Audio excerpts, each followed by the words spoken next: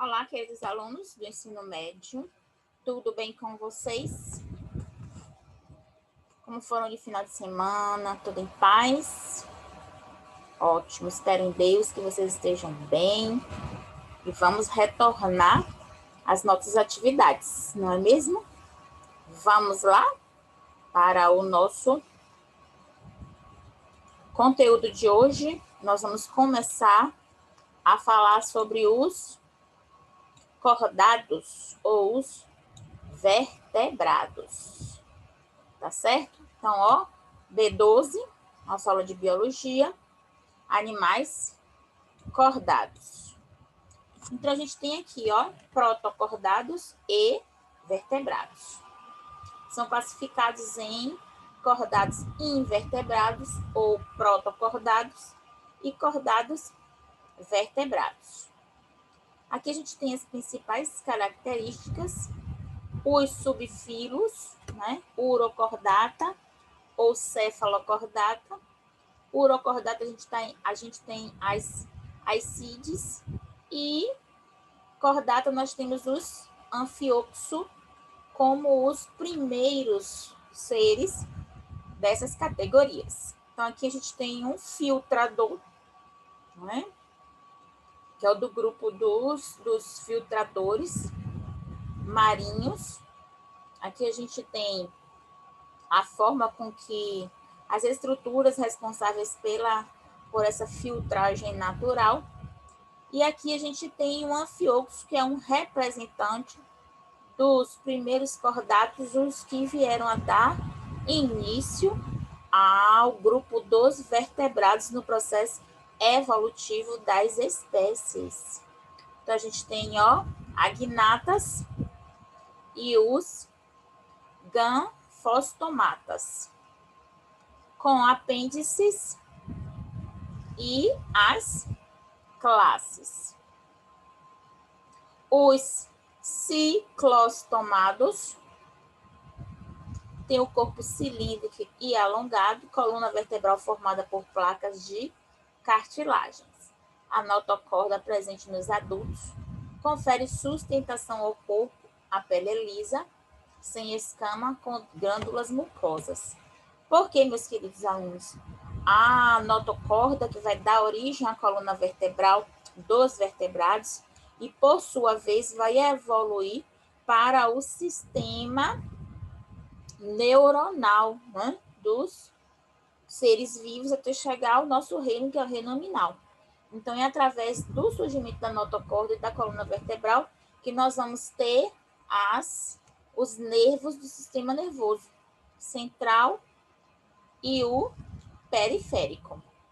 Como os cistostomados desempenham suas funções, a gente tem aqui, ó, os sistemas digestório, circulatório, respiratório, excretor, nervoso sensorial, locomotor e reprodutor, e com as suas principais características. Aqui a gente tem, ó, as estruturas desse ser, que é um ser extremamente antigo dentro do processo evolutivo, em que já temos, ó, as estruturas internas bem parecidas com as estruturas internas principalmente dos mamíferos que a gente tem hoje. Certo? Então, ó, narina, esôfago, aqui a notocorda, ó, que vai dar origem ao surgimento da coluna vertebral. Aqui a gente tem uma atividadezinha para vocês fazerem. E a gente vem para esse primeiro grupo dos vertebrados, que são os peixes. Os peixes são divididos em dois grandes grupos, que são os cartilaginosos e os ósseos. Os cartilaginosos têm nadadeiras peitorais, pélvicas, dorsais e caudal. A boca é ventral, né? Eles têm o formato horizontal. Peixe, geralmente o formato é vertical, não é isso? A maioria dos peixes, ó, eles se movimentam assim, os peixes ósseos, mas os cartilaginosos, eles são, ó, horizontais. Vejam os tubarões e as raias, né? Então, a boca, se eles são horizontais, ó, a boca é ventral, é na parte de baixo, no ventre. Os peixes ósseos apresentam nadadeiras peitorais, pélvicas, nadadeiras dorsais, anteriores e posteriores, anal e caudal. Apresentam escamas de origem dérmicas. Então, ó, como os peixes desempenham suas funções? Então, tem ó, sistema digestório, circulatório, respiratório, excretor, nervo ó, sensorial, porque ele já tem a coluna vertebral, locomotor e reprodutor. Só que não se preocupem que na aula do Zoom a gente vai explicar tudo direitinho. Aqui a gente tem o desenho, a representação gráfica de um peixe cartilaginoso e de um peixe ósseo. Ó, são dioicos, ou seja, os peixes pulmonares. Dioicos, a bexiga natatória funciona também como pulmão. Durante ou quando os rios secam, podem sobreviver longos períodos fora d'água, respirando pela bexiga natatória. A bexiga natatória comunica-se com a faringe e permite ao animal que suba e desça na coluna d'água. Mais uma atividadezinha aqui, ó, para a gente fazer. E a gente vem para o segundo grupo, que são os anfíbios. Por que tem esse nome? Anfíbio, porque eles têm duas formas de vida. Na forma de vida larval, no início do processo de vida, e a fase, né, adulta, que é a fase em que a formação do seu corpo está completa e ele tem a forma dele natural. Foram os primeiros vertebrados a estabelecerem-se em terra, né? Eles conseguem viver parte dessa vida inicial na água e parte da vida adulta na terra. Por isso, anfíbios, vocês sabem que tem alguns carros, né? Que eles chamam de anfíbios, porque eles têm um motor, desenvolveram estruturas nesse carro que ele consegue. Ele vem andando no terreno e ele consegue passar determinadas extensões de terra em que está, às vezes, coberto com água. Ok? Então, foram espelhados, né, pelos anfíbios da natureza. As ordens, os representantes e as principais características. Ó, Gimnophiona ou ápodas. Ápodas são sem pés. Anuras, urodelo ou caudata. Representantes das ápodas, as cobras cegas. Tem o corpo cilíndrico de pele lisa e não tem pés, como a gente falou, ápodes. Anura, sapos, rãs e pererecas. Não tem cauda, a cabeça e o tronco não tem separação nítida. E os urodelas, que são as salamandras, tem cabeça e troncos definidos, cauda e 4 pernas. Como os anfíbios desempenham as funções, apresenta o funcionamento do sistema de acordo com a tabela a seguir. Então, ó, digestório, circulatório, respiratório, excretor, nervo sensorial, locomotor e reprodutor. E as principais características dos anfíbios. E aqui a gente tem, ó, os representantes. E aqui o ciclo, ó, as duas fases de vida, a fase larval. Nesta fase larval, ele necessita de água. O anfíbio ele não consegue se reproduzir se não for no ambiente aquoso. E a fase adulta, que é na terra. Mais uma atividadezinha para vocês fazerem. E a gente vem para mais um grupozinho, que são os répteis. São bem diferentes dos anfíbios, principalmente nas estruturas de suas peles. Lembrando também que os anfíbios eles têm respiração pulmonar e cutânea, né? O que é respiração cutânea? É respiração através da pele, a trocas gasosas pelas células da pele. Répteis. Primeiros vertebrados a se libertarem definitivamente da água ao desenvolver o ovo com casca.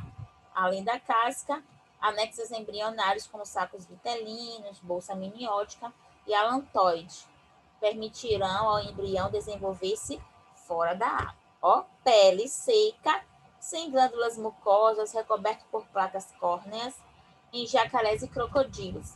Escamas em serpentes e lagartos e plastões e carapaças nas tartarugas. A gente vê as tartarugas marinhas, são imensas, né? E aquela carapaça delas são placóides. Então, a gente tem aqui os ordem, ó, Chelonia, Crocodilia e Escumata Rhizomphalia. Representantes: tartarugas, cágados e jabutis. Crocodilianas, né? Os crocodilos e jacarés. Esquamata, serpentes e lagartos. E Rhizomphalia, tautaras. Aqui tem as principais características de cada um. Representam o funcionamento do sistema de acordo com o quadro a seguir: sistema digestório, circulatório, excretor, motor e etc. Dentição das serpentes, né?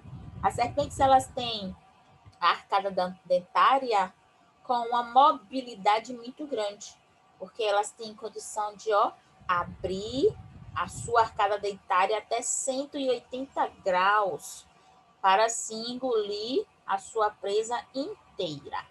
Usam seus dentes para prender suas vítimas. As serpentes peçonhentas possuem presas capazes de injetar veneno. O veneno é produzido em glândulas na parte superior da cabeça.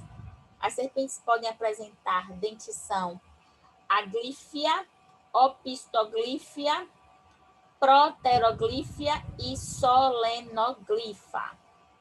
Dependendo da dentição, ela será capaz ou não de injetar venenos. Por isso que nem todas as cobras são venenosas. Aí a gente tem aqui, pela dentição, dentes pequenos iguais, ausentes de presa inoculadora de veneno, presas inoculadoras de veneno. A maxila é móvel e a parte anterior da boca há um par de presas inoculadoras, dotadas cada uma de um canal inoculador central por onde sai o veneno. A maxila é móvel e na região anterior há um par de presas afiadas que possuem uma abertura na face anterior da presa por onde sai o veneno. Mais uma atividadezinha para a gente. E aí a gente vem para outro grupo de vertebrados, que são as aves. Corpo revestido por pele seca, fina e elástica. Algumas apresentam glândulas uropigiana, cuja secreção oleosa impermeabiliza as penas. Então, as glândulas ficam aqui, embaixo das asas. Por isso que, vez por outra, a gente vê os pássaros, né, com o bico fazendo movimentos embaixo das asas. Ali elas estão o quê? Estão secretando, estão estimulando a glândula, que produz uma cera que impermeabiliza as asas, né? Aqui a gente tem a estrutura das penas.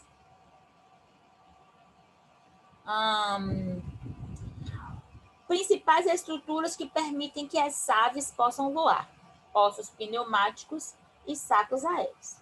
O que são esses ossos pneumáticos? Nós, seres humanos, mamíferos, não podemos voar. Por quê? Porque a nossa estrutura óssea ela é extremamente fechada e pesada. As aves não, além de serem menores, os ossos eles são mais abertos. Pneumático significa isso, eles têm aberturas ocas em que o ar circula com mais facilidade. Então, torna as aves mais leves e ajuda ao voo. E os sacos aéreos, eles enchem esses sacos de pulmão, de ar, né? Não são responsáveis pela respiração, mas aí faz com que a ave infle. E aí ela fica também mais leve, ajuda no voo. Como as aves desempenham as suas funções: sistema digestório, respiratório, excretor. Aí a gente tem aqui, as principais características das aves. E a gente vem para mais uma atividadezinha. E, por fim, o último grupo dos vertebrados, que são os mamíferos. Possuem glândulas mamárias, parte da pele recoberta por pelos, dentes diferenciados e diafragma. É o que nos diferencia dos outros vertebrados. No grupo de mamíferos, nós temos principalmente o que? A apresentação da glândula mamária e o corpo recoberto de pelos, e embaixo do pulmão um músculo que ajuda no processo respiratório, que é o diafragma. Só nós mamíferos temos o diafragma. Aqui a gente tem algumas, né, estrutura craniana, de mamíferos carnívoros, herbívoros e onívoros. Carnívoros comem só carne, são principalmente as feras, né? Os felinos. Herbívoros se alimentam de plantas, árvores, né? Arbustos, etc. E os onívoros que se alimentam tanto de carnes como de plantas, que somos nós. Aqui a gente tem as subclasses e as ordens, ó. São muitas ordens. Monotremados, marsupiais, né? Deixa eu ver aqui, ó, carnívora. Enfim, o que a gente pode falar aqui sobre os marsupiais, gambás, cangurus e coatlas? Que eles têm uma bolsa na parte ventral que se chama de marsúpio. Qual a importância dessa bolsa? Os filhotes dos marsupiais, eles não nascem formados como nós, né, os seres humanos. Então, eles nascem e ainda precisam terminar o seu desenvolvimento. E aí eles terminam esse desenvolvimento dentro dessa bolsa, dentro desse marsúpio.